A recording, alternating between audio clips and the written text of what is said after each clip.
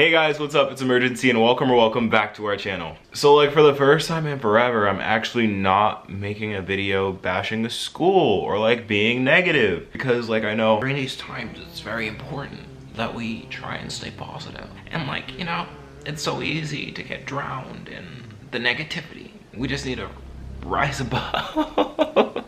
Yeah, basically, if you can read the title, you know that this video is going to be a little bit more positive. A couple weeks ago, I uploaded a video called Schools That Definitely Should Not Have Reopened as a part 2 to like my main series of like schools reopening during a pandemic. And I asked you guys for a part 3 and you guys said, yeah, do a part 3. So I decided to put a little twist on it, sort of highlighting and giving attention to schools that actually have been doing their job and actually doing what they're supposed to be doing, as opposed to schools that have sort of been tripping up along the way. And of course, like I normally do with these types of videos, I asked you guys' opinions on my Instagram, and y'all delivered. A lot of y'all reached out and wanted to talk about your schools, which we will be getting into a little bit later in this video. But if you do want to stay up to date with stuff like that and possibly participate in future videos, follow me on Instagram here. Also, while you're at it, follow me on TikTok here. And don't forget to subscribe if you're new. Let's get into this video. So, as you know, it's not a secret, a lot of schools have not been doing the best job. This is not news. But what is news is that a lot of schools have been learning from like the schools that are kind of like, not been doing so well, and have been doing better. From what I've been seeing, it's not really a case of whether people are at their university or at home. It's a matter of if they are at this university, how is the university handling them? And what are they really doing to make sure that things stay safe? Because we all know what happens when schools get a little lax with their regulations. Not cute. So now that we've seen that, and we know what that looks like, let's get into what that good college reaction, oh, triggered, that good college response looks like. Fun fact, actually really sad fact, my school actually decided to go full online for the full school year. And they just announced this, I think today, as of recording this. So I will actually not be at school until my senior year. So that's fun. But anyways, that's besides the point. How do we get on that? Let's actually get into other people's schools that actually reacted well to the pandemic. So the first person we have here today is Katie, who goes to Virginia Tech. I'm a freshman at Virginia Tech, and so every student living on campus was required to get a COVID test during move-in.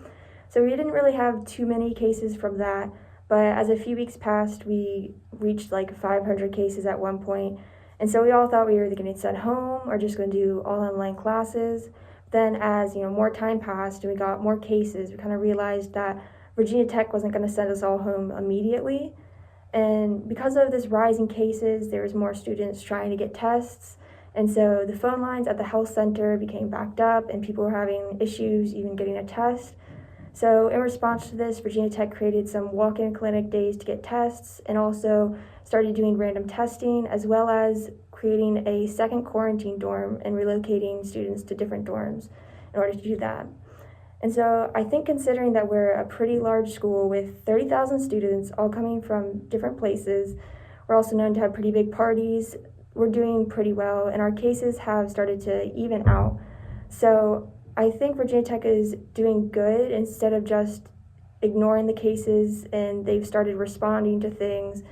And so it's nice to see that they are trying to solve the problem instead of just either sending us all home or waiting till the situation gets really bad and it's just more dangerous. I kind of feel like this one was an interesting one to talk about as like a first one, because it was like a roller coaster of just events. Because I know initially when I was making, I think part 2 of like the colleges that definitely should not have reopened, Virginia Tech was on that list. But I feel like they're sort of an example of a school that was really bad and then sort of took the initiative to actually address the situation and take precautions to make sure that students would stay safe, or at least be safer than they were before, which is actually surprisingly a lot more than what a lot of schools are doing for students. Thank you so much, Katie, for sharing your experience. The next person that is going to be sharing is going to be Vicky, who goes to the University of Central Florida. Hey Rumi, my name is Vicky and I'm a freshman at the University of Central Florida. Hey. And in my opinion, the University of Central Florida did a pretty good job at their reopening and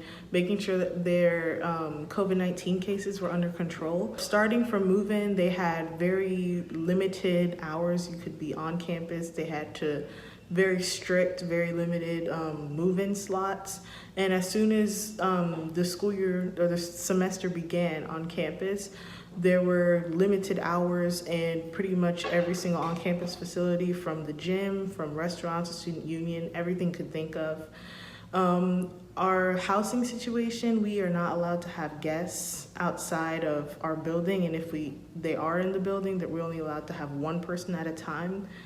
Mail centers, laundry rooms, community kitchens, you have to wear a mask at all times.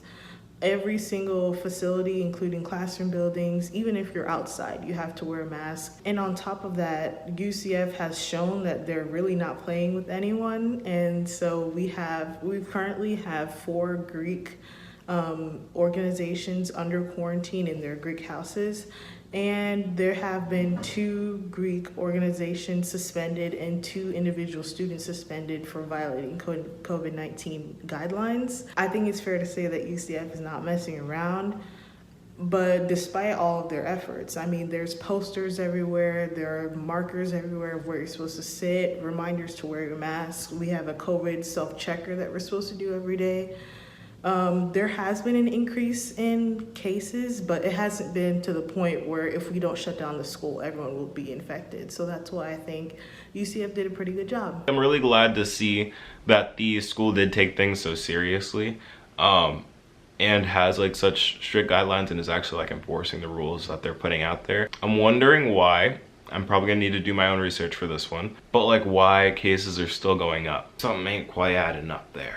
But I feel like at some point there's only so much the school can actually do to sort of provide for the students. It's just like sort of like the students' responsibility to not be stupid. Thank you so much, Vicky, for sharing. The next person we're going to be talking to is Grace. Hi, Emergency Squad. So my name is Grace. I go to the State University at Potsdam.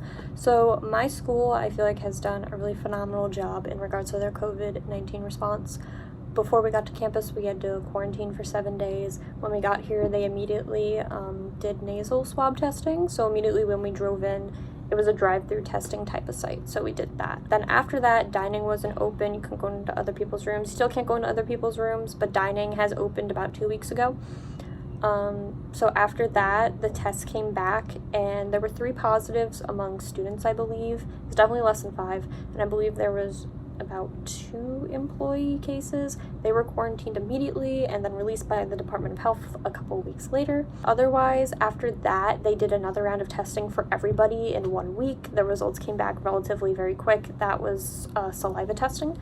And now we do testing bi-weekly. So one group of students went last week, 50% of the campus goes 1 week, and then I go tomorrow actually, so that's another 50%, and then we'll see if the whole campus tested negative.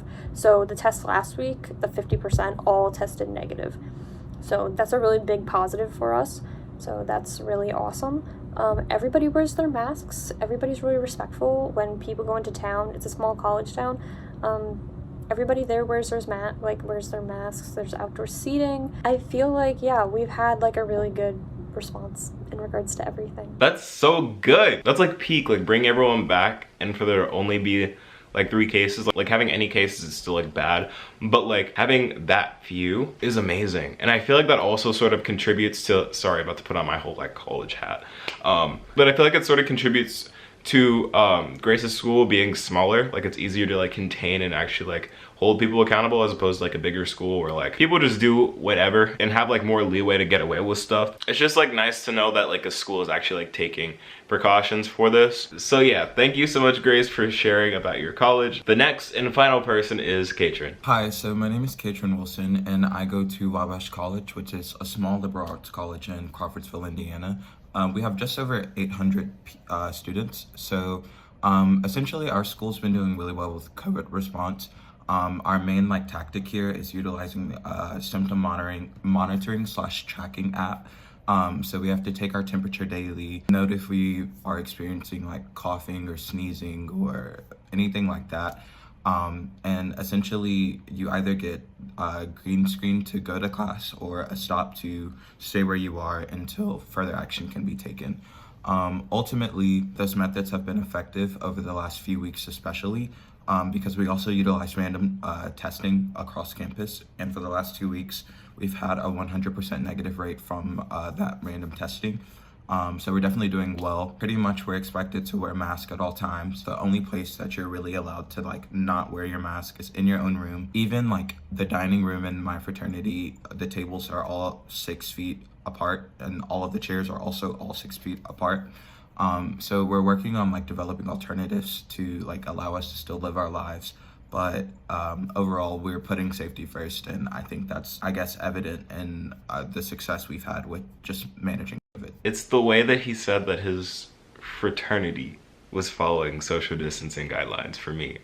I'm sorry, but like that's like the last group of people I would expect to actually follow social distancing or like really any rules. But that's actually like so great that they're doing that, because like it also like sets an example, you know. It's like leadership that we've been looking for from Greek life. At least I have, I'm sorry. But like, are you seeing the trend here? Are you seeing what the common denominator is for like successful school openings? From what I've been hearing, it is regular and frequent COVID testing of the entire population, mandates on wearing masks in public and sometimes private settings, and 3, one that you can't really control too much depending on what school you go to, but like having a smaller community just in general, like keeping small groups together and like testing them frequently to make sure that nothing is like spreading amongst them like a petri dish. And I really wish like a lot of schools could like adopt this philosophy, because like if they would, imagine how much better school would be. Like